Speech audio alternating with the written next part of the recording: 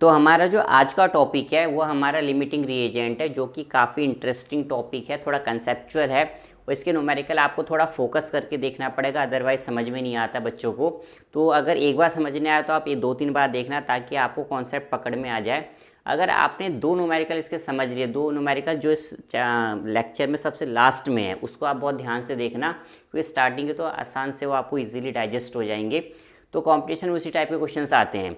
Again मैं बार बार कह रहा हूँ कि एक बार एनसीईआरटी को बहुत आपको तसल्ली से करना है, बिकॉज जेईओ चाहे नीटो आजकल जो क्वेश्चन आ रहे हैं एनटीए के थ्रू सारे एनसीईआरटी बेस्ड आ रहे हैं। ठीक है, तो बहुत इंटरेस्टिंग टॉपिक है हमारा स्टोकियोमेट्रिक। अगर एक बार रिवाइज कर लो तो बहुत बेटर रहेगा, क्योंकि वही इसके अंदर अप्लाई हो रहा है। ठीक है, तो फिर हम आज का लेक्चर स्टार्ट करते हैं बिना टाइम गवाए। और हर बार की तरह मैं कह रहा हूँ बेटा सब्सक्राइब कर लेना इसको, अगर सब्सक्राइब नहीं किया है, ताकि आपको इन्फॉर्मेशन फटाफट मिल जाए। तो हम आज का लेक्चर स्टार्ट करते हैं, इसका नाम है लिमिटिंग रिएजेंट। अब हम स्टार्ट करें आज का टॉपिक जिसका नाम है लिमिटिंग रिएजेंट। तो अगेन पहले हम डेफिनेशन पढ़ लेते हैं। तो हम कहते थे reactant which gets consumed limits the amount of product formed and is therefore called limiting reagent. ठीक है, तो लैंग्वेज में तो ज़्यादा समझ में नहीं आया होगा, अभी मैं इसका एग्जांपल देता हूँ तो उससे आपको बहुत अच्छा समझ में आ जाएगा। जैसे मान लो हम कहते हैं कि A+B ये मिलके बना रहे प्रोडक्ट। अब इसके अंदर मान लो मैंने क्या करा, मैंने 10 ग्राम A ले लिया और मैंने 80 ग्राम B ले लिया। अब मैं आपसे कहूँ कि इसमें लिमिटिंग रिएजेंट कौन है, तो अगर आप देख सकते हो इसके अंदर ये 1 मोल, इसके 1 मोल मैंने लिए हैं, तो आप कह सकते हो amount of A consumed. A कितना कंज्यूम होगा 10 ग्राम। फिर हम कहेंगे अमाउंट ऑफ B कंज्यूम, तो देखो B भी कितना कंज्यूम होगा 10 ग्राम, क्योंकि A और B कितना है 1:1 है। तो हालांकि हमें 80 ग्राम दे रखा है, बट कंज्यूम हमारा कितना होना है, 80 में से 10 ग्राम कंज्यूम होना है। फिर हम कहेंगे अमाउंट ऑफ B लेफ्ट, तो B हमें दे रखा है 80, कंज्यूम हुआ है 10, तो कितना हमारे पास एक्स्ट्रा रह गया 70 ग्राम। इसका मतलब क्या है कि जो B है वो हमें 80 ग्राम दे रखा था, जिसमें से कंज्यूम जो हुआ है 10 ग्राम कंज्यूम हुआ है, और जो हमारा बच गया वो हमारा क्या बन गया 10 ग्राम एक्स्ट्रा बच गया है। ये हमारा एक्स्ट्रा अमाउंट है। तो आप या तो फिर एक्स्ट्रा कह लो या कई बार इसको वेस्ट भी कहा जाता है। तो जो हमारा पूरी तरीके से कंज्यूम हुआ इस रिएक्शन के अंदर जो A है, ये मेरा पूरा कंज्यूम हो चुका है, इसलिए मैं कहूँगा इसमें लिमिटिंग रिएजेंट कौन है, मेरा A है। ठीक है, तो हम कह सकते हैं because A is fully consumed therefore A is the limiting reagent. तो इसमें हमारा A क्या लिमिटिंग रिएजेंट है। तो हम कहते हैं कि रिएक्शन में हमारा लिमिटिंग रिएजेंट हम उसको बोलेंगे जो पूरी तरीके से कंज्यूम हो जाएगा, यानी पूरी तरीके से ख़त्म हो जाएगा। जैसे इसका मैं एक छोटा सा एग्जांपल और आपको देता हूँ। जैसे मान लो भाई मेरी एक फैक्ट्री जिसमें मैं पेन बनाता हूँ, तो मुझे पेन बनाने के लिए एक तो देखो ये ऊपर वाला भाग चाहिए, एक इसमें एक स्प्रिंग यूज़ होती है, एक इसमें रिफिल यूज़ होता है, इसको सिक्का भी कहते हैं हम लोग, एक ये लोअर पार्ट है। अब देखो ये कब बनेगा, मेरा पूरा पेन तैयार होगा जब मैंने इसमें स्प्रिंग डाली, इसको इसमें डाला और फिर मैंने इसको पूरा टाइट कर दिया। अब मेरा एक पेन तैयार है पैकिंग के लिए। बट मान लो इनकेस मान लो मेरे पास सारी चीज़ें हैं, मुझे 1000 पेन की सप्लाई करनी है, बट जो मेरे पास से रिफिल है सिर्फ 100 ही हैं। इसका मतलब क्या है कि मैं मार्केट में कितने पेन लॉन्च कर सकता हूँ, सिर्फ 100 पेन्स मैं मार्केट में एक्सपोर्ट कर सकता हूँ, यानी सेल कर सकता हूँ। तो मेरी फैक्ट्री में जो पेन की प्रोडक्शन है किस पे डिपेंड कर रही है, जो मेरे पास रिफिल है जो 100 है, तो मेरे पास 100 रिफिल तो पूरा ख़त्म हो गया। बाकी जो मेरे पास एक्स्ट्रा चीज़ें थी वो सारी 900 नंबर्स में मेरे पास बच गई है। तो जो चीज़ें पूरी तरीके से कंज्यूम हो जाती है that is called limiting reagent. इसका मैं एक और बहुत अच्छा एग्जांपल देता हूँ। जैसे मान लो आपके घर में कोई शादी है या पार्टी है, उसमें बहुत वैरायटी की सब्जी बनती है, जिसमें हमारे भारतीय हमारी इंडियंस की सबसे बड़ी पसंद होती है मटर पनीर, यानी पनीर की कोई भी सब्जी नहीं छोड़ता। तो अगर आप शादी के बाद देखो तो जितनी भी आपकी मिठाइयाँ हैं, जो बढ़िया मिठाइयाँ होती है आपकी, जो पनीर की सब्जी पूरी तरीके से ख़त्म हो जाती है, बाकी सारी सब्जी बहुत सारी बच जाती है। तो जो सब्जी आपकी पूरी तरीके से ख़त्म हो गई that is called limiting reagent, यानी एक्स्ट्रा कुछ नहीं बचना चाहिए। तो ऐसे हम रिएक्शन में कहते हैं कि हमारा जो भी रिएक्टेंट पूरी तरीके से खत्म हो गया, that is called limiting reagent. इससे बेस्ट एक्सप्लेनेशन आपको नहीं मिलेगा लिमिटिंग रिएजेंट का। मेरे हिसाब से आपको समझ में आ गया होगा। अब हम इसके न्यूमेरिकल्स करते हैं। न्यूमेरिकल थोड़े कॉम्प्लिकेटेड हैं, तो आपको बहुत ध्यान से देखने हैं इसके। अब बच्चों हम अपने टॉपिक से रिलेटेड न्यूमेरिकल करते हैं। तो सबसे पहला न्यूमेरिकल मैंने 1.23 लिया है, जो कि मैंने एक्सरसाइज से लिया है। तो ये मैंने इसलिए लिया कि इससे आपको थोड़ी जल्दी अंडरस्टैंडिंग बन जाएगी लिमिटिंग रिएजेंट की। अब क्वेश्चन पढ़ लेते हैं। अब देखो इस रिएक्शन के अंदर A एटॉमिक फॉर्म में, B मॉलिकुलर फॉर्म में प्रोडक्ट बन रहा है आपका AB2। ये कह रहा है identify the limiting reagent if any in the following reaction mixture. तो पहले में तरह 300 atom of A and 200 molecule of B। तो देखो ये एटम दे रखा है, मॉलिक्यूल दे रखा है, ये भी एटम और मॉलिक्यूल की फॉर्म में, यानी जितने एटम A के कंबाइन करेंगे उतनी मॉलिक्यूल B के कंबाइन करेंगे। इसमें आप देखो जो मॉलिक्यूल हमारे पास कम है, यानी इसमें हमारा जो लिमिटिंग रिएजेंट है वो मेरा हो जाएगा B यहाँ पे क्या हो जाएगा, लिमिटिंग रिएजेंट। अब जैसे हम सेकंड में देखें 2 mole of A and 3 mole of B। अब देखो इन टर्म्स ऑफ मोल दिया है, तो यहाँ पे 1 मोल ऑफ A कंबाइन कर रहा है 1 मोल ऑफ B मॉलिक्यूल के साथ। तो अगेन इसके अंदर देखो ये कम है हमारे पास, तो सेकंड पार्ट में जो मेरा A है ये हो जाएगा लिमिटिंग रिएजेंट। अब थर्ड में देखो जितने एटम A के हैं उतनी मॉलिक्यूल B के, तो दोनों मेरे पास इक्वल है, इसमें लिमिटिंग रिएजेंट कोई भी नहीं होगा। अब इसमें हम देखें 5 mole of A and 2.5 mole of B। तो अब देखो बेटा ये कम है, यानी इसमें जो मेरा B है ये मेरा हो जाएगा लिमिटिंग रिएजेंट। अब अगर मैं फिफ्थ में देखूं तो अगेन 2.5 मोल A है मेरे पास और 5 मोल मेरे पास क्या है, B है। तो अगेन मेरे पास अब ये कम है, तो ये मेरा हो जाएगा लिमिटिंग रिएजेंट। तो हमारे पास जो भी रिएक्शन के अंदर कम अमाउंट में प्रेजेंट होता है उसको हम क्या कहते हैं, लिमिटिंग रिएजेंट। तो मेरे हिसाब से इस क्वेश्चन से आपको काफ़ी हद तक क्लियर हो गया होगा कि what do you understand by limiting reagent. Next question पे आते हैं लिमिटिंग रिएजेंट के, जो कि एक्सरसाइज का 1.4 है। अगेन पहले क्वेश्चन पढ़ लेते, कह रहा है calculate the amount of carbon dioxide that could be produce when 1 mole of carbon burned in air. तो पहले हम इसका रिएक्शन लिख लेते हैं।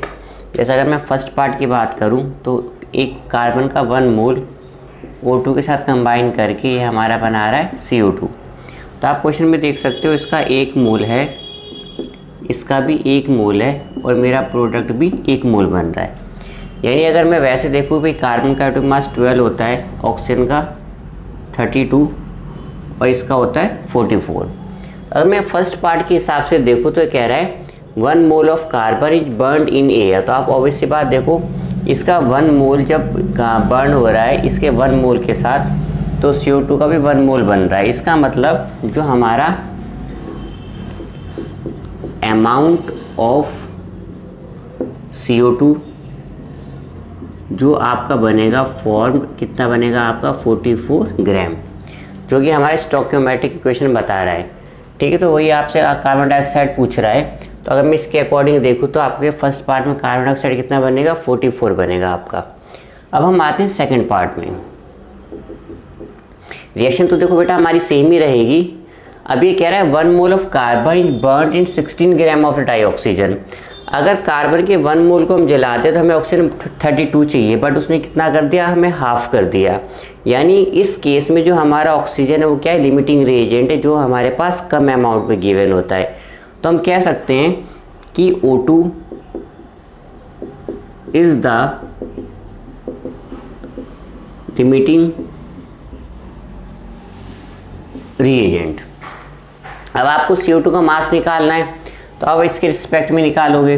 ठीक है, तो आप कह सकते हो जो 32 ग्राम ऑफ O2 है ये आपको कार्बन डाइऑक्साइड दे रहा है 44, तो आपको 16 ग्राम देगा 44 divide by 32। Again this is correlation into 16, तो ये 2 टाइम्स चला गया तो आ जाएगा 22 ग्राम।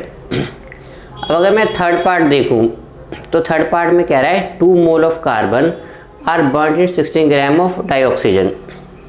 तो आप देखो कार्बन का जब 1 मोल ऑक्सीजन के 32 के साथ कंबाइन करेगा, लेकिन जब इस सेकंड केस में 1 मोल कितना दे रखा है 16, यानी उसने कार्बन तो 1 मोल कर दिया बट ऑक्सीजन का अमाउंट को कम कर दिया।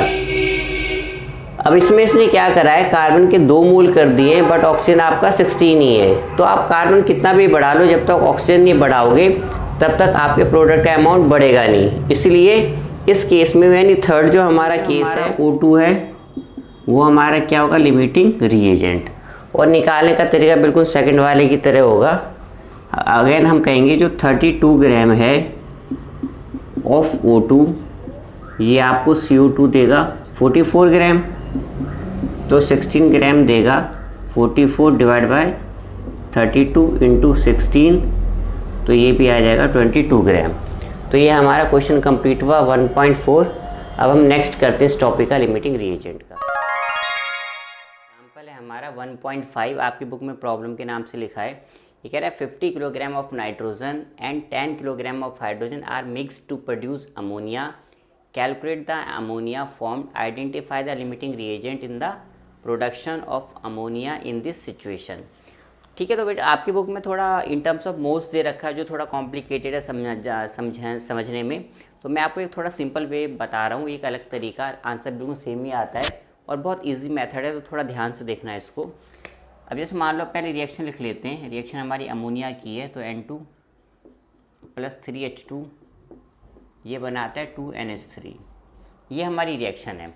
अब इस रिएक्शन के अंदर जो हमें अमाउंट दे रखा है, एक तो अमाउंट हमें दे रखा है नाइट्रोजन का, नाइट्रोजन हमें दे रखा है 50 किलोग्राम और हाइड्रोजन दे रखा है 10 किलोग्राम। ठीक है, तो मैं साथ साथ बोल रहा हूँ, कई बार राइटिंग समझ में नहीं आती है। तो ऐसे क्वेश्चन में बेस्ट तरीका जो होता है, पहले आप ये मान लो कि आपको कोई एक चीज़ दे ही नहीं रखी। फॉर एग्जांपल मैं मान लेता हूँ कि मुझे नाइट्रोजन इस क्वेश्चन में नहीं दे रखा, तो सबसे पहले मैं निकालूंगा कि 10 ग्राम हाइड्रोजन को पूरा कंज्यूम करने के लिए मुझे नाइट्रोजन कितना चाहिए। तो जो हमने स्टोइकियोमेट्रिक यूज़ करी थी हम उसी को यूज़ करेंगे यहाँ पे। तो इसका मास हो जाएगा 6, ये हो जाएगा 28। तो मैंने आपको बताया था जिसका दे रखा है और जिसका निकालना है, पहले उसके निकालो मॉलिक्यूलर मासेस, फिर हम लिखेंगे अकॉर्डिंग टू बैलेंस्ड इक्वेशन। ठीक है बच्चों, तो according to balanced equation 6 gram of hydrogen combine with nitrogen ने कंबाइन करा 28 के साथ, तो 10 किलोग्राम जो कंबाइन करेगा 20 डिवाइड बाई 6 इंटू 10। अब कई बार बच्चे मुझसे कहते हैं कि सर ये तो ग्राम में और ये किलोग्राम में, तो देखो बच्चों ग्राम से ग्राम कट जाएगा, आपका आंसर किस में आ जाएगा, किलोग्राम। तो यहाँ पे यूनिट की भी कोई प्रॉब्लम नहीं है, तो ये आपका आंसर आ जाएगा 46.67 किलोग्राम। अब ध्यान से समझना, अब इसमें कॉन्सेप्ट क्या है। अब देखो बच्चों, if we take 10 kilogram of hydrogen then N2 required 46.67 kg, but given amount of N2 is 50.0 kg। अब बेटा ध्यान से समझना, अगर 10 किलोग्राम हाइड्रोजन मुझे पूरा कंज्यूम करना है, तो मुझे नाइट्रोजन चाहिए 46.67 kg, अप्रॉक्स 47 kg मान लो आप, बट मुझे कितना दे रखा है 50, तो मुझे रिक्वायर्ड है 47 किलोग्राम और दे रखा है 50 किलोग्राम, यानी मेरी रिक्वायरमेंट से बहुत ज़्यादा दे रखा है। तो मेरे पास एक्सेस क्या है, नाइट्रोजन, एग्जैक्ट क्या है मेरे पास, हाइड्रोजन है। तो मैं कह सकता हूँ कि इस रिएक्शन में जो हाइड्रोजन है वो मेरा क्या है, limiting reagent. Therefore in this reaction H2 is the limiting reagent। तो इसमें लिमिटिंग रिएजेंट मेरे पास क्या हो गया, हाइड्रोजन। अब जो मैं प्रोडक्ट निकालूंगा, यानी जो अमोनिया भी क्वेश्चन में पूछ रहा है, ये कह रहा है identify the limiting reagent in the production of ammonia in this situation. तो एक तो हमें लिमिटिंग रिएजेंट पहचानना है और दूसरा हमें बताना है कि अमोनिया कितना इसमें प्रोड्यूस होगा। मेथड हमारा ऑलमोस्ट सेम ही है इसके अंदर। तो मैंने आपको बताया था भाई जिसका दे रखा है और जिसका पूछा है, सबसे पहले मॉलिक्यूलर मास निकाल लो, ये आपका आ जाएगा 34।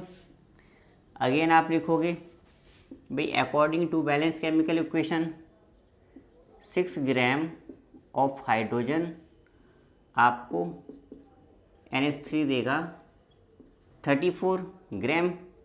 ठीक है। तो 10.0 किलोग्राम आपको देगा 34 डिवाइड बाई 6 इंटू 10, तो यह आ जाएगा 56.67 किलोग्राम। ये आपका आंसर आ गया।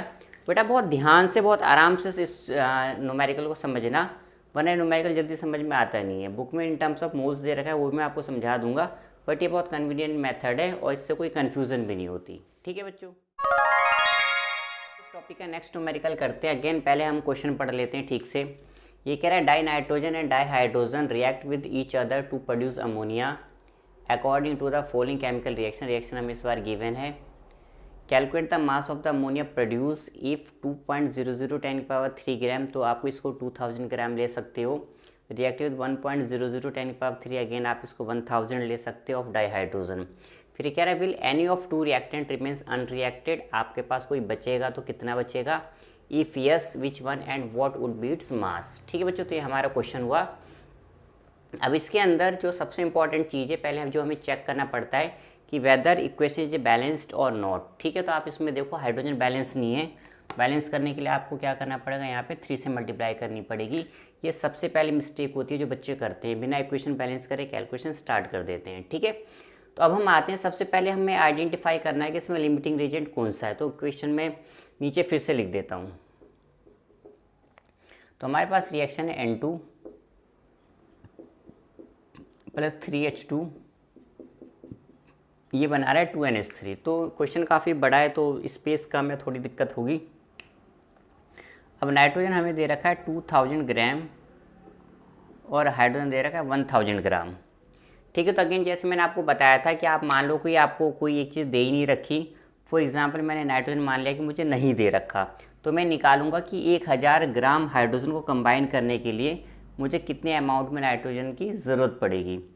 तो अगेन जिसका हमें दे रखा है और जिसका हमसे पूछ रहा है, पहले आप उसकी निकाल लो मॉलिक्यूलर मास।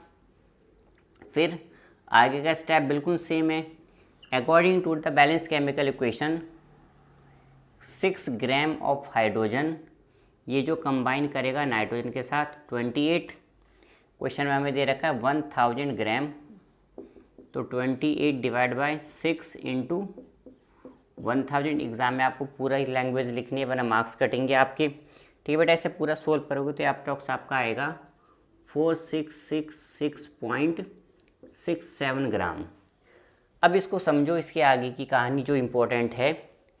अब मैं कहता हूँ if we take 1000 gram of hydrogen, अगर मैंने 1000 ग्राम हाइड्रोजन लिया है, ठीक है, तो अमाउंट ऑफ N2 कंबाइन 4666.67 ग्राम, यानी 1000 ग्राम हाइड्रोजन को पूरा कंज्यूम करने के लगभग मुझे 4667 ग्राम क्या चाहिए, मेरे को नाइट्रोजन चाहिए। But given amount of nitrogen आपको कितना दे रखा है, 2000 ग्राम दे रखा है। तो देखो मेरी रिक्वायरमेंट है 4666 अप्रॉक्स, बट मुझे गिवन कितना है 2000, जो कि मुझे कम अमाउंट में गिवन है। तो इसीलिए मैं कहूँगा therefore in this reaction N2 is the limiting reagent, क्योंकि मेरी रिक्वायरमेंट से कम गिवन है।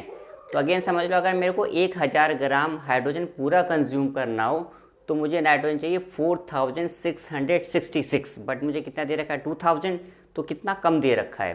तो इसी हमारे इस रिएक्शन के अंदर नाइट्रोजन मेरा क्या है, लिमिटिंग रिएजेंट है। ठीक है, तो सबसे पहला टास्क होता है लिमिटिंग रिएजेंट, जो हमने पहचान लिया। अब हम आते हैं सेकंड पे। अब सेकंड में देखो थोड़ा स्पेस कम है, तो इस बार मुझे 2-3 बार करना पड़ेगा, और अगर मैंने क्वेश्चन को रब कर दिया तो दिक्कत हो जाएगी। अब देखो, अब हमें पता चल गया कि लिमिटिंग रिएजेंट नाइट्रोजन है, तो पहले हम निकालते हैं कि हाइड्रोजन कितना कंबाइन करेगा। तो अगेन अब ये 2000 ग्राम है, इसको आप हटा दो, यहाँ से रिमूव कर दो, क्योंकि इसके अंदर कह रहा है will any of two reactant remain unreacted. तो उसका आंसर तो देखो यस हो जाएगा। If yes which one and what would be mass, तो अब हम ये निकालेंगे।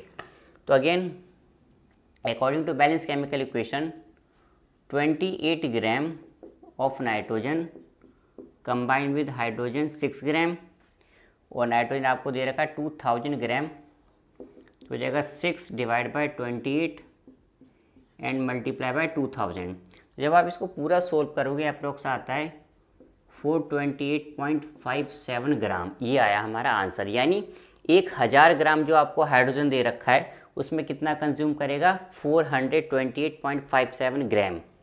ठीक है, तो ये जो हमारा सेकंड पार्ट है इसमें जो पहला आंसर है वो आपका हो जाएगा यस, और थर्ड में कह रहा है इफ़ यस विच वन, तो विच वन क्या है आपका, हाइड्रोजन है, ये आपका अनरिएक्टेड रह जाएगा। And what be its mass, तो हाइड्रोजन का मास कितना रह जाएगा, क्वेश्चन में दे रखा आपका 1000 और इसमें हो गया 428.57 जो आपका कंबाइन करेगा, तो 1000 में से इसको माइनस कर लो, ये आपका आ जाएगा 571.43 ग्राम। तो ये कह रहा है will any of the two reactant remains unreacted, तो अनरिएक्टेड हमारा क्या रह गया, हाइड्रोजन रह गया। कह रहा है if yes which one and what be its mass, यानी हमें अनरिएक्टेड मास बताना है। तो मास हमें हाइड्रोजन का दे रखा है 1000 ग्राम, कंज्यूम कितना हुआ 428, तो हमने इसमें से माइनस कर दिया तो कितना बचा हमारे पास 571.43। अब हम आते हैं हमारे फर्स्ट वाले पे, कह रहा है calculate the mass of the ammonia. अब हमें ये पता चल गया कि लिमिटिंग रिएजेंट कौन सा है, तो हम अमोनिया का मास भी इसके अंदर आराम से कैलकुलेट कर सकते हैं। अगेन मुझे रब करना पड़ेगा इसको, तो अगेन देखो आगे का मेथड सेम ही है। According to the balance chemical equation 28 gram nitrogen combine to form ammonia is equal to 34, इसका मॉलिक्यूलर मास निकाल लो, 2 × 70 is equal to 34, stoichiometric calculation use कर रहे हैं हम लोग। देन 2000 ग्राम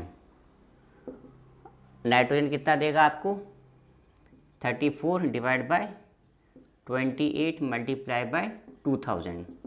ठीक है, तो आप इसको जब पूरा सोल्व करोगे अप्रोक्स आएगा आपके पास 2428.57 ग्राम, इतना मेरा क्या बनेगा, मेरा अमोनिया फॉर्म होगा।